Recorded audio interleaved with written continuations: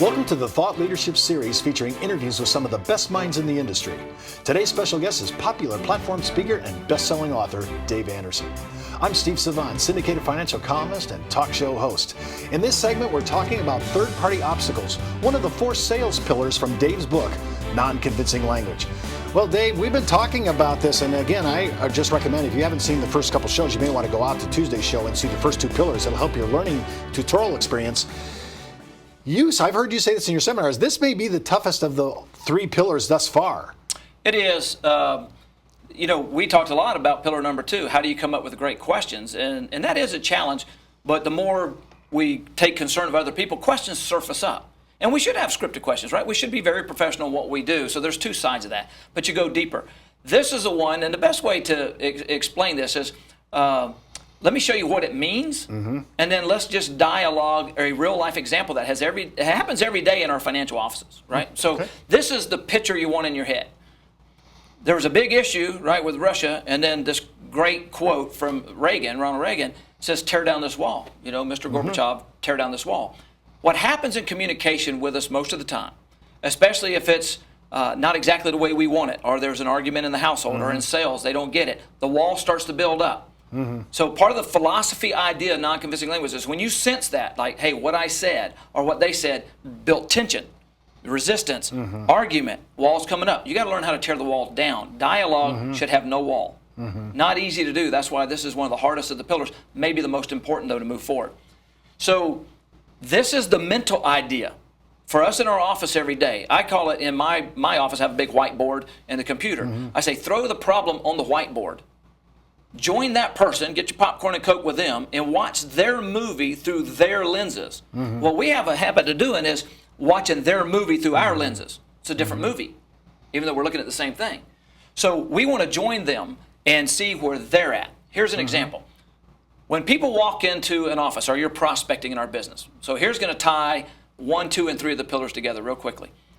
And somebody says, Dave, why should I work with you? Well, most advisors, when I've done this in training and seminars and workshops, is they're going to spew out, well, I've got these designations, or I've got this, or I've been in business 30 years, convincing. That goes against non-convincing language. So how do you do this with 0 convincing? Flat line, no barrier. Not that that information isn't important. We're going to say that sooner or later. That's called sequencing. That's a whole other topic. So how do you get rid of the obstacle quickly? So when people say, and this has really happened, this is exactly how it goes, Dave, why should I work with you? Now, you got to be careful how you say this because you don't want to come across arrogant. But you say, well, you know what? I'm not sure you should yet. That'd be the purpose of our interview. Do you mind if I ask you a question? Pillar number 2. Okay? So I don't want to be assumptive that he really wants to work with me, even though he's in front of me. It may look very obvious and assumptive, but it doesn't mean that it is. Okay? So here he is, and I say, well, look, are you really looking for true financial help? Dave, yeah, I really am. I've had people actually say, no, Dave, I'm a do-it-yourselfer. Well, then why should I be convincing you? It's going nowhere. So if they say yes, and I say, here's third part of the obstacle. Here's move the widget. Move Dave Anderson and my financial firm out of the way. Do you mind if I ask you a question? In the search for a financial professional or a firm that you want to do business with, can you share with me what the characteristics look like that you'd be excited to work with and want to move forward? You ought to see the wall's down now. I didn't convince you anything about me or my firm. I'm asking about you and what you're looking for. It's funny, people role play like that. They'll drop everything and go, you know what, Dave, I'm looking for somebody that's been in business for a while, that's very open, that's reachable, that has my interest first. So I'm listening to them. What if they say a lot of things, Steve, that doesn't fit me? Instead of wasting all my time trying to convince you, remember the iceberg thing, too much information, I'm finding out specifically, are you a fit? And you need to find out if I'm a fit for you. So it's fair and neutral, and it should always be that way. So once we get through this, I'll ask them other questions. Well, do you think it's important how they get paid? What happens if they can't answer a question? Here's all these amazing questions. What's the resources behind them? Because none of us know it all. Very, very exciting what happens, and they share. Once you know they're a fit from your interview, they're stuck. They're a stuck duck. It's hilarious because they're sitting there like, then I ask them a question again, pillar number 2. Hey, based on this information, if me and my firm are a fit to those things, would you consider working with us? And 100% of the time, yeah, Dave, what do I need to do? Take our 1-page fact finder and let's get started. So we're so assumptive when people come in, we need to eliminate that. We have to ask amazing questions, and let's get the obstacle out of the way. That's a burden for me and for them, and I don't want it for either party. Are we participating in the building of the wall, the obstacle, many times as the advisor? 90% of the time, maybe 99, we are building the wall. We start the wall brick at a time. And everything that we say and convincing all about us with our little pride and our ego, what I call our little peacock feathers, is we're wanting to be smart, intelligent, fragile, man. We're fragile. We're justifying. Yes, we build the wall. And we're the ones, we're supposed to be the professionals that tear it down. It really comes, we need good interview skills on this, and we need to really be looking for the kind of questions that are going to make the client light up. I noticed when I used to do part twos in life insurance, I used to start talking about, well, tell me about your family history, about your mom and your dad, and how long did they live? 89. Do you have longevity in your family? Just people want to talk about their parents. They want to talk about that. All of a sudden you got insight into maybe not only the thing you were looking for, which was maybe a possible impairment, but you're just asking them about their family, and they seem to light up. They know it cold, so they're able to talk about it. People want to talk about themselves. We want to talk about ourselves.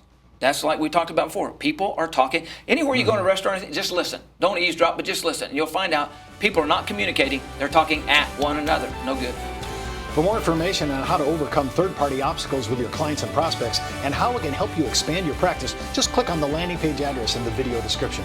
We'll be right back with more from Dave Anderson. This is your website. Few people visit, and if it isn't attracting new visitors, it's not doing its job. Now you can drive more visitors to your website through dynamic content and email marketing with CreativeOne's Social Media Elite. Capture quality leads faster and easier.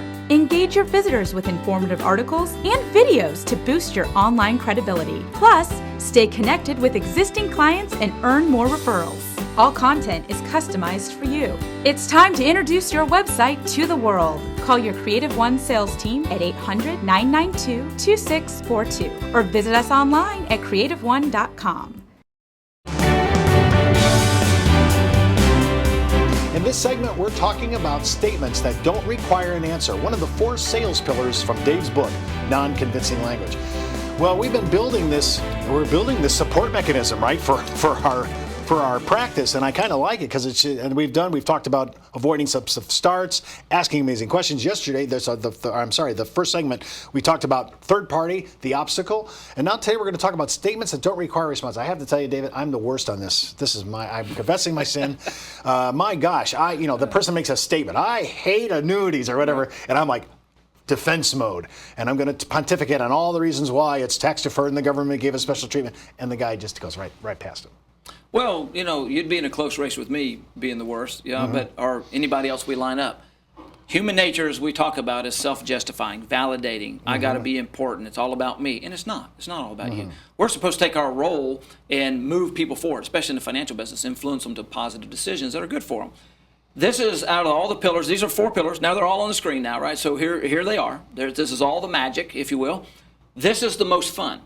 This is the pillar you can use today, the rest of the day.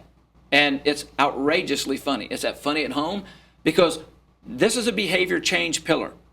So we have to listen now. Did they ask me a question or make a statement? Now you're going to respond to certain statements, so it doesn't mean never respond, but at least acknowledge you heard them.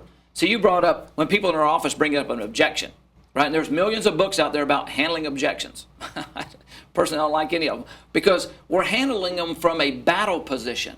And that's not the position we should take to tear down the wall of third party the obstacle. We need to remove the wall.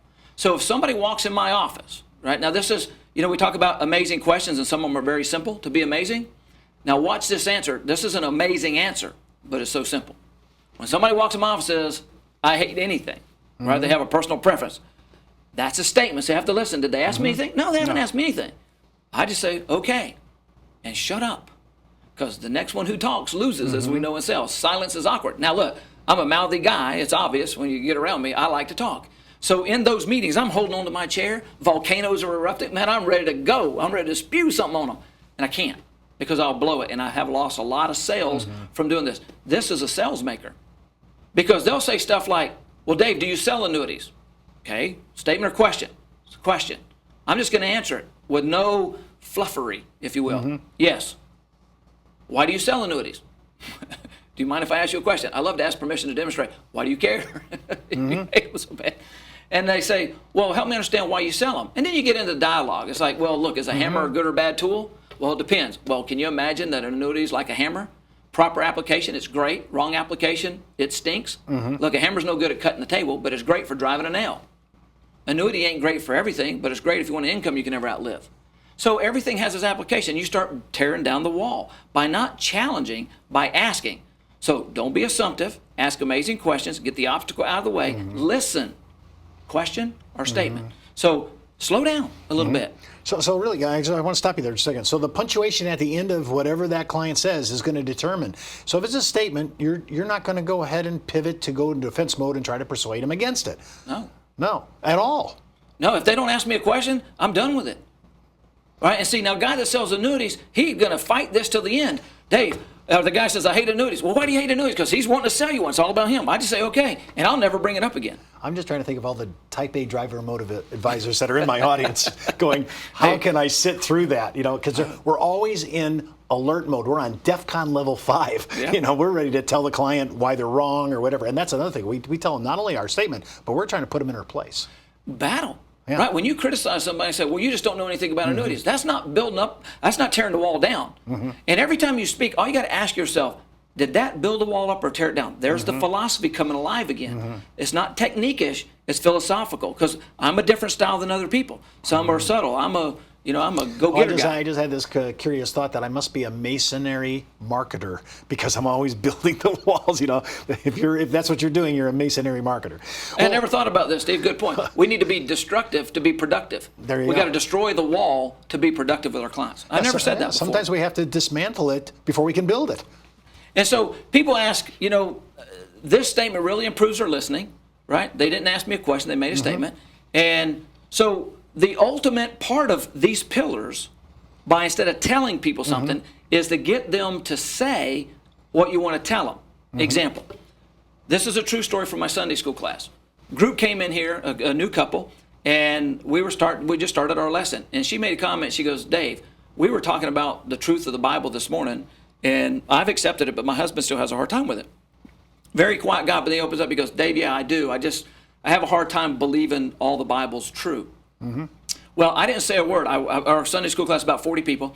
I watched them, and they're all squirming. They're all ready to, well, why don't you believe them? They're all ready to convince, right? They're ready to say their stuff.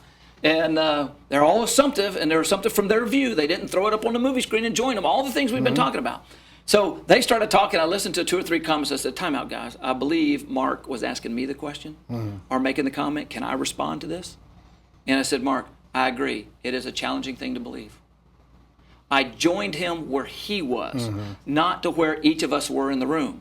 And then he said, Dave, it's just tough. I said, I understand. He goes, how'd you come to believe it? I said, I'd love to sit down and share that story with you one day, but we'll do that offline and privately. I said, but what I'm excited about is you're here and you're curious about the Lord, and it's a journey. So by just stopping, Steve, and joining that young man where he was, wall came down, connection came, and then they came to class, and his wife texted me later and said, Dave, I want to share something with you. All afternoon that day after leaving church, my husband talked to me about the Lord. He's never done that in his whole life. It had a major impact. I didn't do anything special, but join him where he was. Well, for more information on how you can learn about the power of not responding to a client or prospect statements and how it can help you actually build out your business, just click on the landing page address in the video description. And for more information on our shows, seminars, workshops, just follow us on social media or go out and visit our website. I'm Steve Savant. We'll see you next time on the Thought Leadership Series. And remember, keep thinking outside the box.